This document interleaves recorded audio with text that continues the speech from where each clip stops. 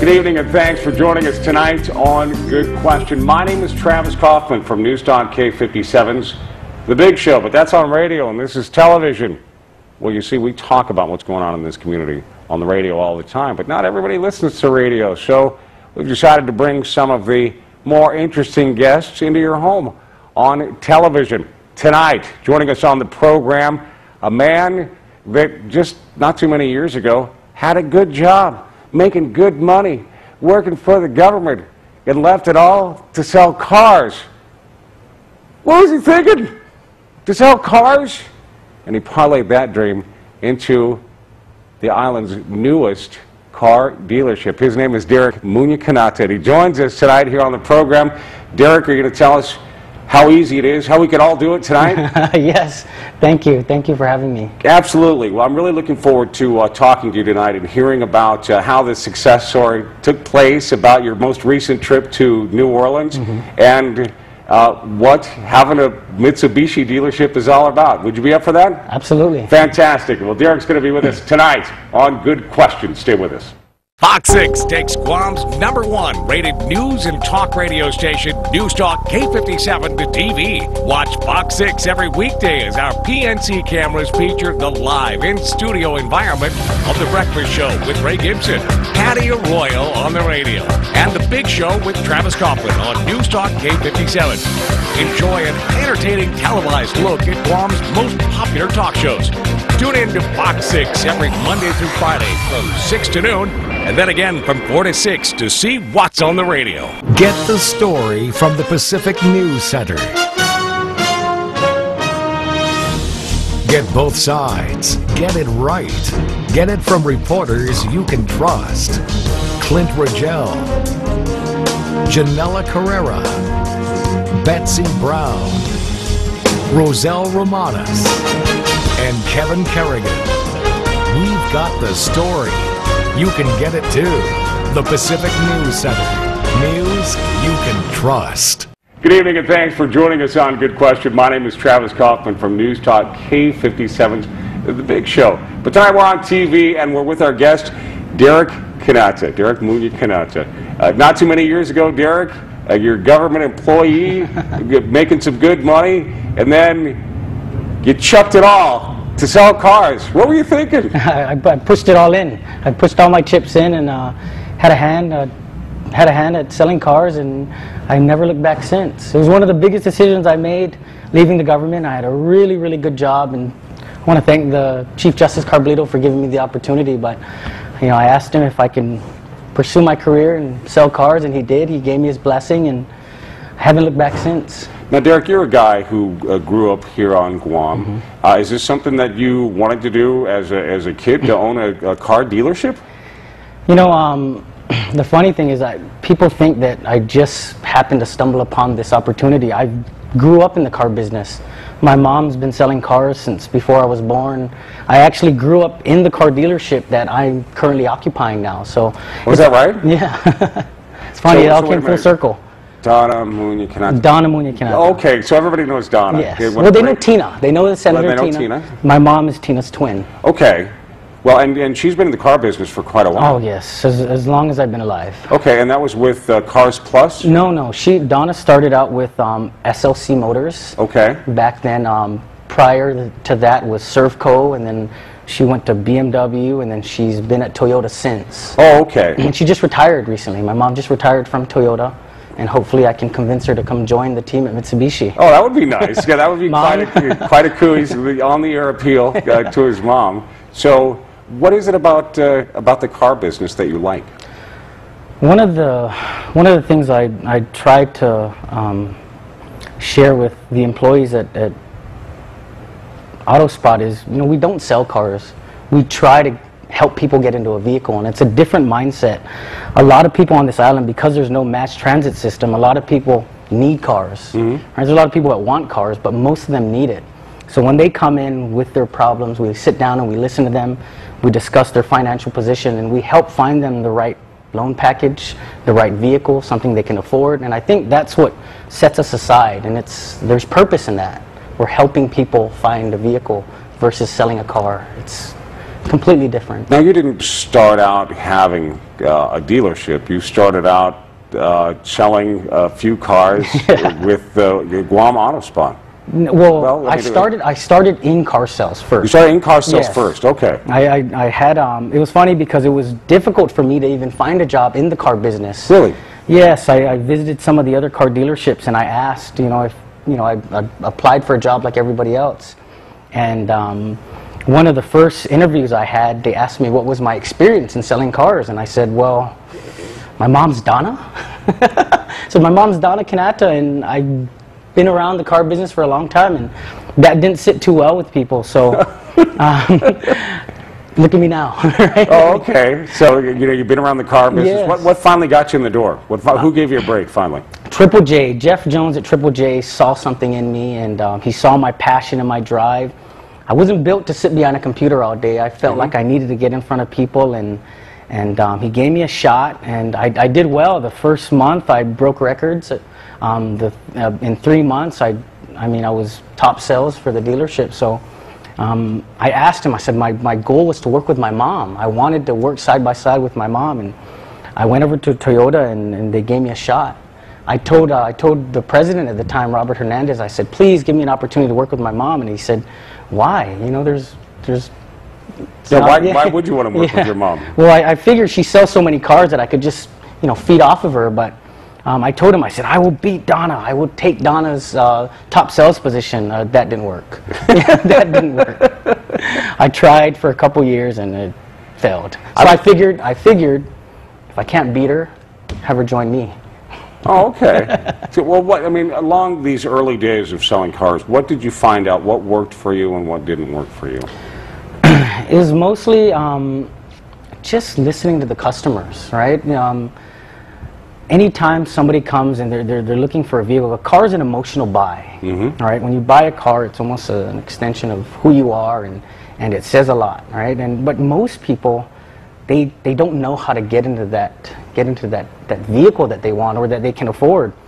So, after a while, it took me a long time. It took me a long time to understand this. I thought that somebody just came in, they picked out that, red Mitsubishi Lancer and you put him in that car. Now, there's a lot of things that come along with it. Remember, this is the second largest purchase you make in your life, right? Second to a house. So there's a lot of paperwork, there's a lot of things to think about, and you gotta listen to the customers. You gotta understand who they are, and you gotta qualify them, pull and extract information out of them, and then help them make that decision. With all the information that you can get about what they want, what resources they have, the feeling they're having, the family members, everything factors into it.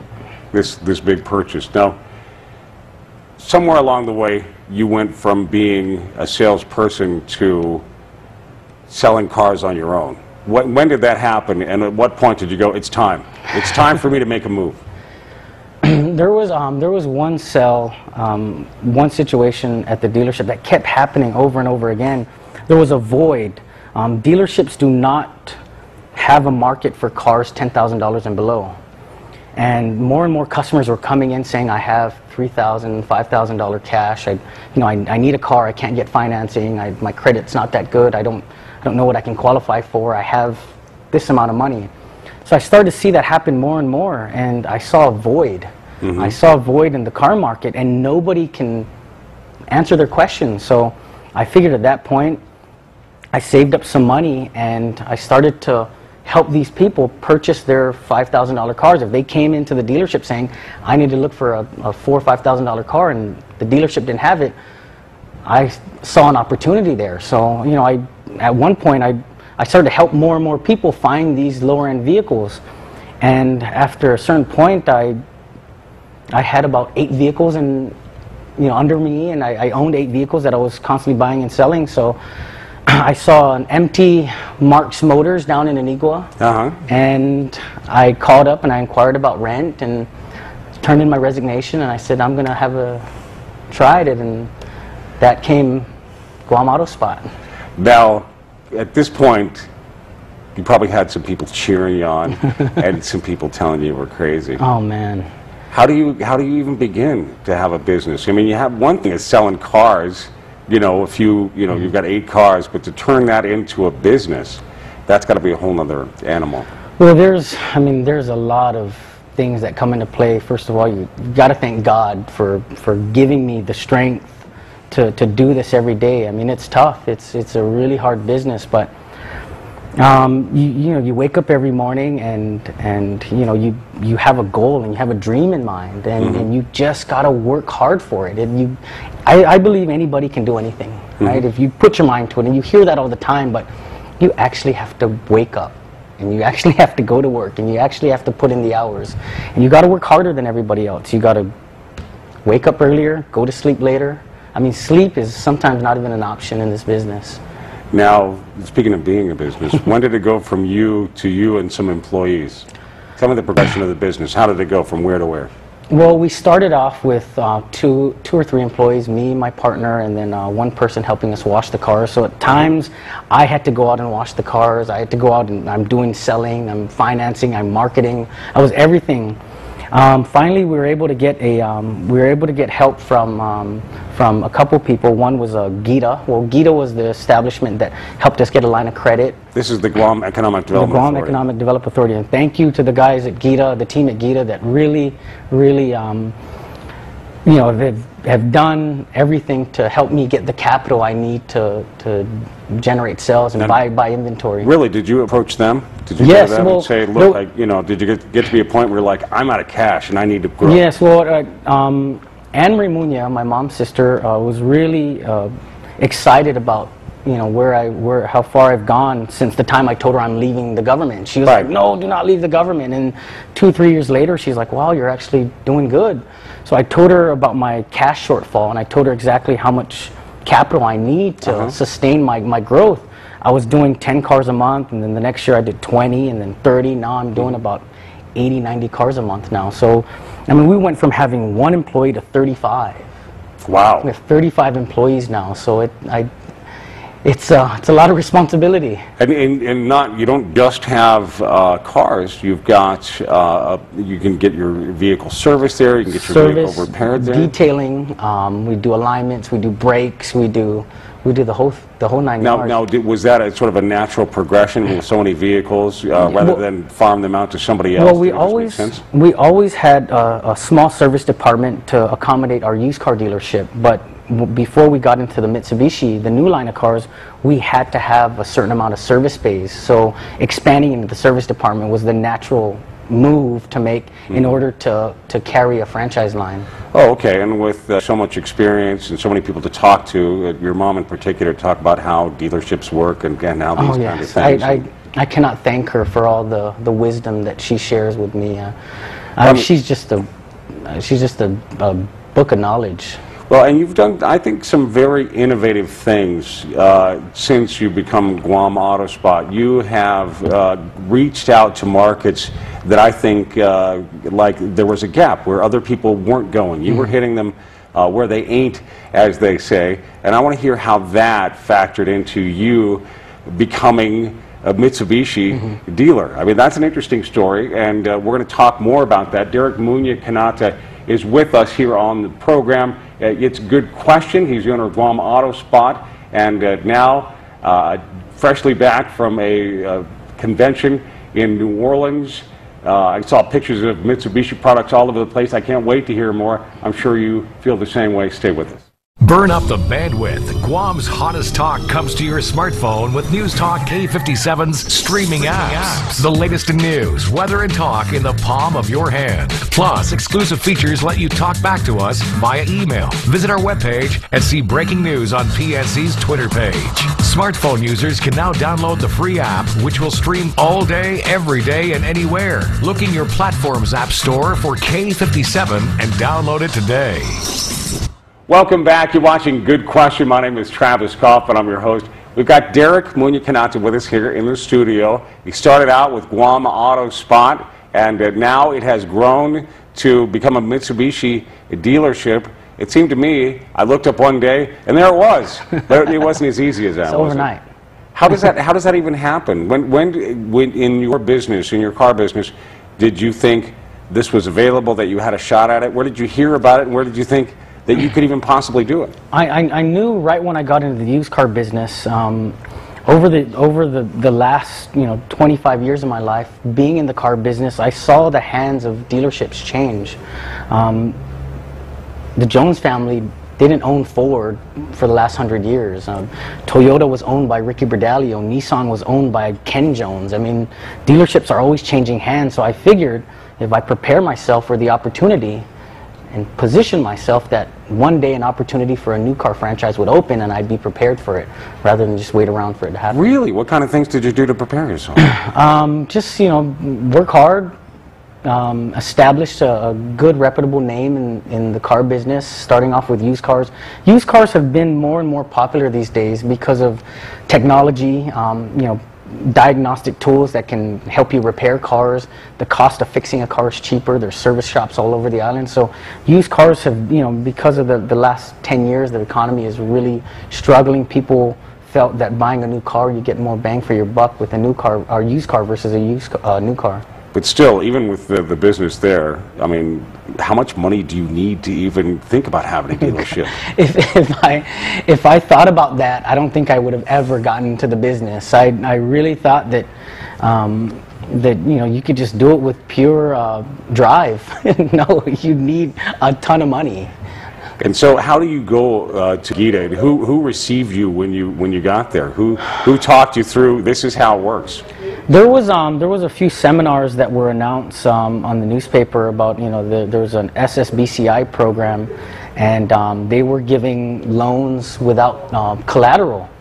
And every time I went to a bank, they just closed the door on me. I had good credit, but I didn't have collateral.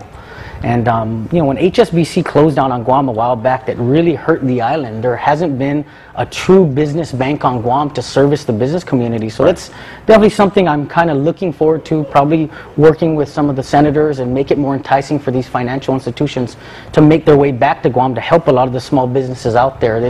It's really a void that needs to be filled right now, because a lot of these local institutions are geared to help people, not necessarily businesses, right? Oh, I see. So in the absence of that, you go to Gita. Yeah, I went to Gita. I filled out an application.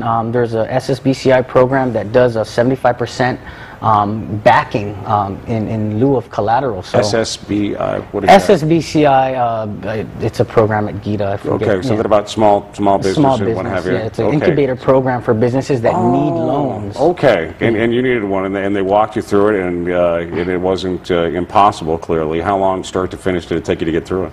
About maybe 7-8 months. Oh, okay. So yes. I mean, it did take some time, but in the meantime, you're busy selling cars, and you're doing things that I think were really innovative. You reached out. You're very, very heavy as far as internet. You're very heavy as far as going to non-traditional media. You actually did a live radio show at our radio station for a while, right near the Trader Horn program, where you would just sit and talk about cars. And then you've done something recently that I wanted to know more about.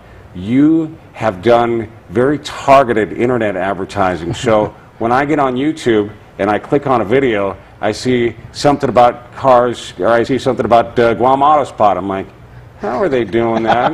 Or I watch something for Mashable, Guam Auto Spot. That was in the Philippines. It showed up, Guam Auto Spot. I'm like, okay, how do you know who I am? How do you know that I might be interested in Guam Auto Spot? That's pretty interesting. Tell me about that. Well, that's my secret sauce. Oh, really? I don't know if I want to share that, but we definitely are engaging in more target marketing, where we know exactly what customers are buyers, what customers are interested, what you're searching, what you're looking for, and if you fit that profile, there are certain tools that we have in place that can target market the type of customers that are looking to buy our cars. I mean, that is a cutting-edge reach, and I was really impressed by that, and a reinforced feeling that I got the first time. I actually bought a vehicle from you not too many years ago, and the fact of the matter is, well, I bought the first one that I bought.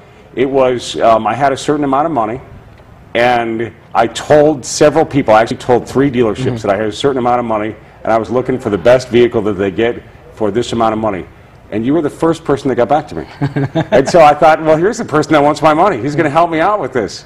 And start to finish, it was a really easy thing to go through. So I thought, well, he wants my business. So Well, I went back to buy another car. I remember you put a post on Facebook. We're very, very active in social media. Our marketing team is actually following. I mean, we have our group of friends, we have our fan page, we have our business page, but we're out there scouring the social networks to figure out where our customers are at, what they're doing, what they're looking for, what they want to buy, what their position is. And you made a post on you posted on Facebook that you were looking for a vehicle, and I responded to that. Right, yeah. You sure did. And I thought, wow, okay, they're very aware of what's going on out there and very responsive, and so you made it super easy to buy a vehicle from them. You know, it's funny to mention, you mentioned that is when I was working at a dealership, they banned me from going on Facebook. No kidding. They banned me from going on Facebook. They said it's a waste of time. You're utilizing company resources, and I'm like, are you kidding me?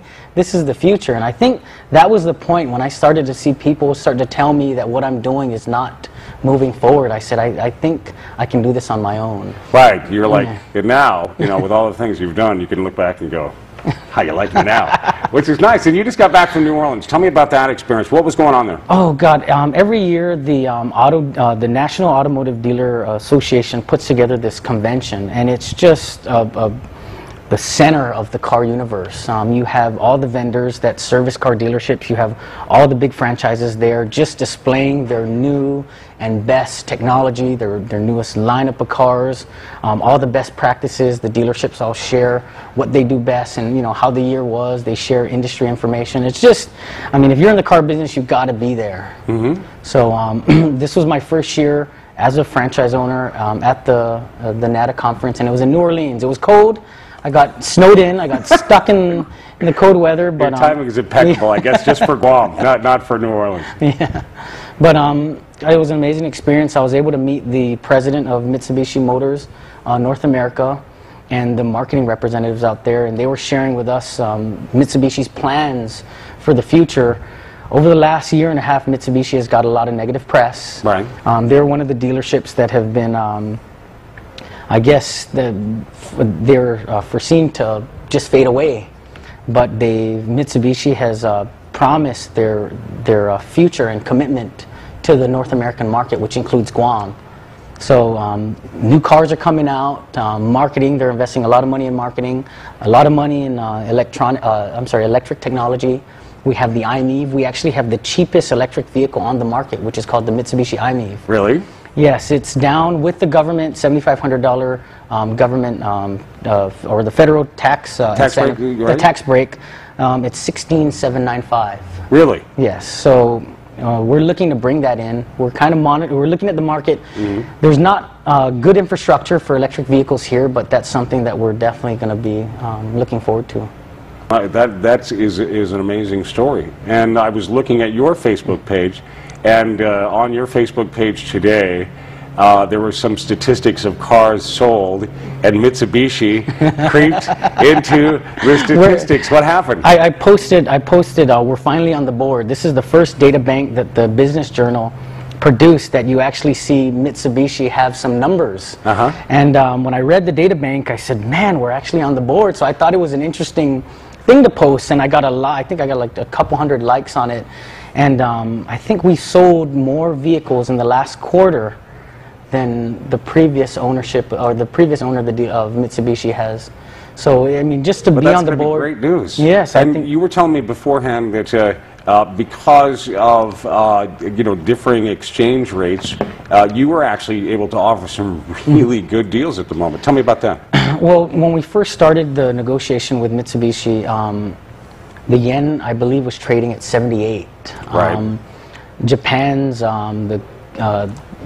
government is actually, undergoing quantitative easing, and they're printing a lot of yen to devalue their currency.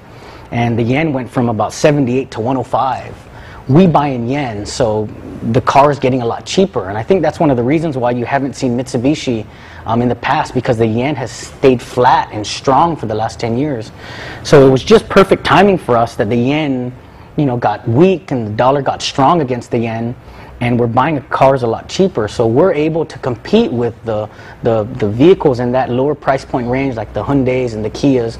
We're able to match them dollar for dollar, and we got a better warranty. We got Guam. We got the only 5-year, 60-mile bumper-to-bumper warranty. No dealership offers that, and that factory backed. We're with Derrick Muna Quinata tonight here on Good Question. He is the epitome of a local success story, and his story is just taking off. 33 years old? 33.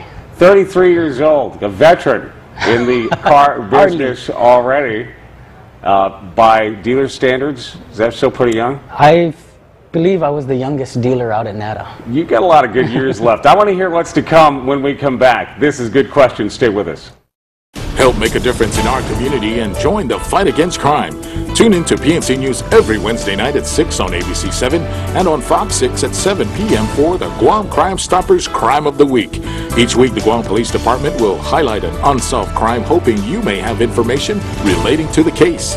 Join Crime Stoppers Coordinator Officer Paul Tapao every Wednesday night on PNC News for the Guam Crime Stoppers Crime of the Week. Good evening and welcome back to Good Question. Thanks so much for joining us tonight. Derrick Muna Quinata has been with us of the Guam Auto Spot, the island's newest Mitsubishi dealer, and you've had a successful last quarter. What's ahead? You've got a whole new model line? Yes, right now, coming back from the conference, we were just given the information that we're getting an entirely new redesigned Outlander Sport. We're getting a 4-door sedan Mirage. Right now, they currently have the hatchback model. In March, we're bringing in the ASX, the Mirage. Hopefully, before June, we have access to the electric car. There's news that by 2015, the Montero's coming back. Really? Yes, everybody's been asking me about the Mitsubishi Everybody Montero. loved the Montero. Where did it go? Well, like I said, the yen got really powerful, and it was hard for them to compete. So also, Mitsubishi legal team is actually looking into the chicken tax, and that's a tax that they impose on all trucks imported into the U.S. So if they can dismantle the chicken tax this year, Mitsubishi will be bringing in a truck. Okay. And you know how people on Guam love their trucks. So of course. Hopefully we're going to be getting a truck soon. I just had no idea that there was a chicken tax standing in the way. Yeah. Wait, what is that? From what I understand, the U.S. government imposes a 25% tax on all trucks imported into the U.S. It's to protect the U.S. truck market. Okay. You know, that was implemented, I believe, 20, 30 years ago. So it really hurt the truck market. So a lot of Japanese manufacturers brought their production to the U.S. Tacomas, Nissans, they're all produced in the United States to avoid that chicken tax. Yeah, but how do chickens figure into it? I have no idea. Okay, well, we'll figure that out by next time, because I know there will be a next time. Because do you feel like a success now? Do you feel like you're becoming a success? You know what? I'm just blessed, and I thank God to be in this position, and I thank my family, I thank my wife for supporting me, thank my kids, and it's humbling, and I work hard for my employees, and they're my driving force, and I hope I'm an inspiration to a lot of the locals that are wanting to get into business, and I think anybody can do it if you work hard and you stay at it. This is the story that people want to hear about. Thank you, Travis. We have so much bad news. You know, somebody living the Guamanian dream. Hey, I want to hear about it. Thank you very much. Derrick Muna Quinata with us tonight here on Good Question. Thanks so much for listening, and thanks again, Derrick, for coming by. Thank you. Appreciate it.